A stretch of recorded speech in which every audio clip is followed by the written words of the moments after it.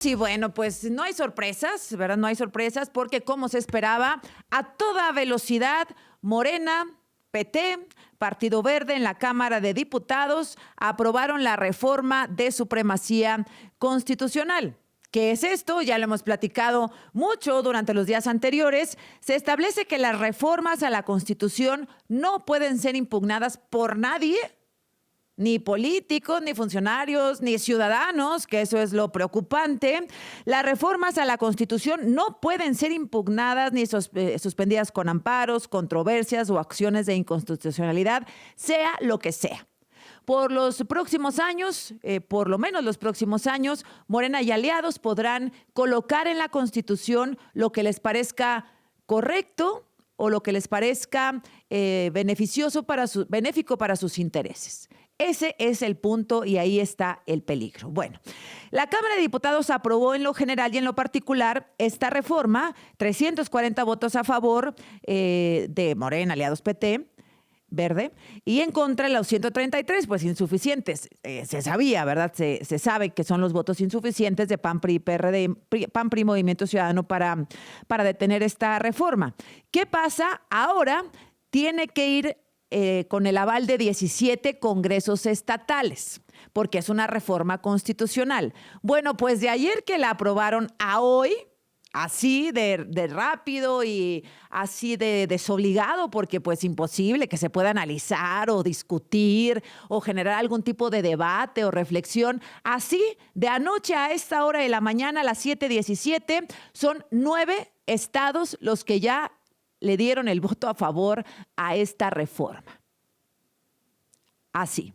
9 de 17. El primer estado que votó a favor fue Zacatecas, anoche mismo, rápido Zacatecas, sí, fue el primero, pero se le suma ya, rapidito, la Ciudad de México, Nayarit, Quintana Roo, Tabasco, Tamaulipas, Campeche, Hidalgo, Sonora. Y bueno, ya le decía el estado de Zacatecas. La discusión duró unas 10 horas, se aprobó rápido en diputados, se va a los congresos estatales. ¿A qué le está apostando? Y bueno, pues lo tiene Morena. ¿A qué le está apostando Morena? A que hoy mismo se cumpla el requisito de los 17 estados en aprobar la reforma y regresar hoy en la tarde, a las 5 de la tarde, a la Cámara de Diputados para que se declare la constitucionalidad.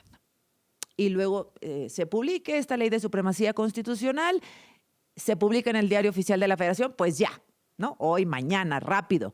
¿Qué pasa entonces? Que el martes, cuando la Suprema Corte de Justicia de la Nación le entre a este debate, al proyecto del ministro Alcántara Carrancá, que propone, como ya platicamos, declarar parcialmente inconstitucional esta reforma, pues ya van tarde, ¿no? Ayer nos decía el ministro José Ramón Cosío, bueno, pues aunque el martes decida la Suprema Corte de Justicia declarar inconstitucional la reforma, pues se tendría que acatar.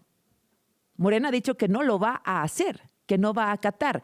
¿Cuál sería un posible escenario? Que ayer generó pues tanta polémica que José Ramón Cosío, el ministro, nos dijo, a ver, si el martes la Suprema Corte dice va parcialmente la inconstitucionalidad de la reforma, y no acata la presidenta y los legisladores, ¿qué puede hacer la Suprema Corte? Quitarles el cargo, iniciar un proceso sin desafuero de por medio, sin ningún tipo de procedimiento. Iniciar un proceso en la Suprema Corte para quitar de sus puestos a la presidenta de la República y también a los legisladores. Por el otro lado, pues los legisladores, que tampoco se van a quedar, por supuesto, sin hacer nada, podrían iniciar un juicio político contra los ministros. Ese es el tamaño del conflicto en el que estamos hoy. Juan Ortiz, director de Lupa Legislativa. ¿Cómo estás, Juan? Buenos días. Hola, muy buenos días. Como diría el clásico, mal. Sí, mal, ya, ¿no? Ya se hizo un clásico el ministro Lainez Potisek. Pues Juan Ortiz, ahí está, ¿no? Es la apuesta, no creo que haya sorpresas para nadie. Lo que sorprende a propios y extraños es la calma, entre comillas, con la que la Suprema Corte programó para el martes la discusión del proyecto de González Alcántara, Juan. Sí, digo, así estaba previsto primero para este jueves 31 y lo pasan para el 5 de noviembre, justamente cuando hay varios temas de coyuntura importantes, como la elección de Estados Unidos, pero creo que ahí la postura de la Suprema Corte es que realmente quienes ellos tienen la batuta, por así decirlo, son ellos, a pesar de que se va a aprobar en tiempo récord esta reforma mal llamada supremacía constitucional, que es más una reforma para quitarle a la ciudadanía un recurso para impugnar una reforma, un cambio constitucional, porque aunque sean mayorías también se pueden equivocar, y yo no creo en escenarios apocalípticos, pero sí en escenarios donde un cambio, una disposición, un transitorio, pues puede afectar de hechos humanos, y debe de haber ahí un contrapeso para, para dichos cambios, y lo que hacen ellos con esta reforma es realmente quitar esa puerta, porque estamos en nuevos tiempos en el que sí puede haber mayorías que se pueden equivocar, pero entonces digamos que esta reforma en la visión de la Suprema Corte no impacta en la discusión de este proyecto para invalidar parcialmente la reforma judicial, Azucena. Es decir, son dos carriles, digamos, paralelos que deberán de tener un punto de encuentro en algún momento. Hoy ya se define la reforma de supremacía constitucional, seguramente se avala en diputados, va al Diario Oficial de la Federación, pero si el martes la Suprema Corte de Justicia decide otra cosa, teóricamente tendría que acatarse. Es que es complicado Pues sí. porque lo que ellos intentan con esta reforma mal llamada de supremacía es que con un transitorio quieren anular todos los recursos que se han interpuesto contra la reforma judicial, pero para ellos están pasando por encima este principio constitucional de que no debe ser retroactivo. No, también es inédito que con un transitorio quiera saltarte este principio para inaplicar todo lo que se ha lanzado contra la reforma judicial. Y yo creo que por ahí va la postura de la Suprema Corte de seguir adelante con este análisis, Azucena. Híjole, pues bueno, Juan Ortiz, ahí estamos, hay un encontronazo evidente, hay quienes niegan que sea una crisis constitucional, hay quienes aseguran lo contrario. Ayer el ministro en retiro, José Ramón Cosío, pues me ponía un escenario que generó mucha polémica. Decía, bueno, es posible que si no acatan la resolución de la Corte, los ministros puedan remover de sus cargos a la presidenta y a los legisladores, quienes a su vez pues podrían responder con un juicio político, y esto escala y escala y escala, Juan, es un conflicto que parece no tener fin.